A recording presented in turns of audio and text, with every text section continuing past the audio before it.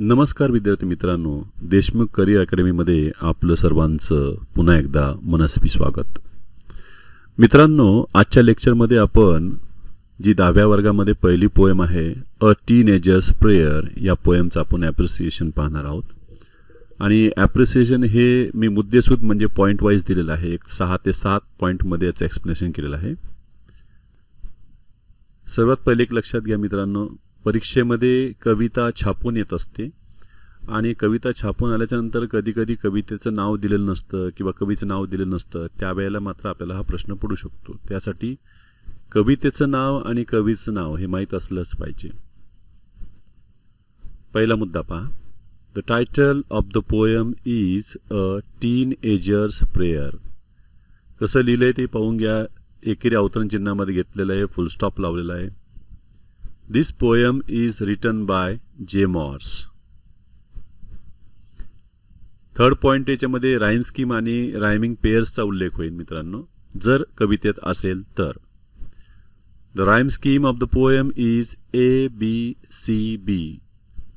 The second line of each stanza rhymes with the fourth one.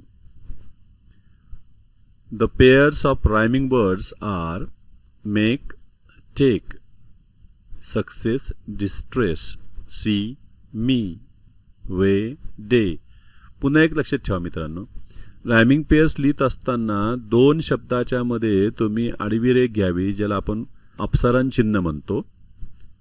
यामध्ये बरोबरचं चिन्ह वापरू नये, गुणाकाराचं चिन्ह वापरू नये, बेरजेचं चिन्ह वापरू नये. लक्षात ठेवा मित्रांनो. चौथा पॉइंट बघा. This poem has figures of speech such as alliteration. यामध्ये स्पेलिंग चुकू नका देऊ. अलिटरेशन, इन्व्हर्जन, मेटाफर, अपॉस्ट्रॉफी हे 4 फिगर्स ऑफ स्पीच यामध्ये वापरलेले आहेत. The last 2 lines of the poem are my favourite ones. कारण ते तुम्हाला फेवरेट लाईन विचारू शकतात. पॉईंटमध्ये दिलं तर, नाहीतरी तुम्ही लिहून टाका.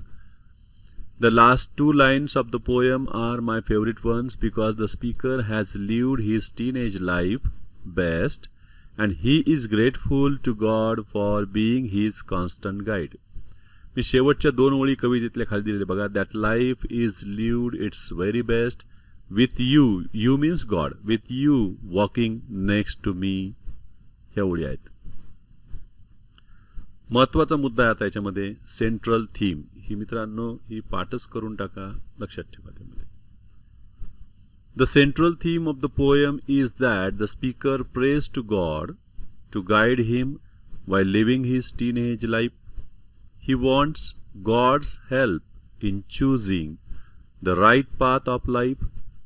He also wants God's help in avoiding temptation and bringing out his best qualities.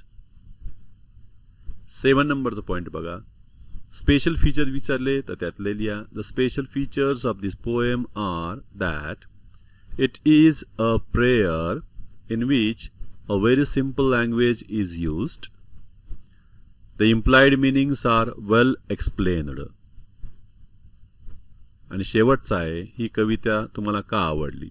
I like this poem most because it expresses the feelings of the teenagers. मित्रांनो, हे लेक्चर तुम्हाला आवडल्यास आपल्या मित्रांनाही शेअर करा, चॅनलला सबस्क्राईब करा आणि नवनवीन व्हिडिओ पाहण्यासाठी त्याचं नोटिफिकेशनसाठी तुम्ही बेल आयकॉनवर टच करा. धन्यवाद मित्रांनो.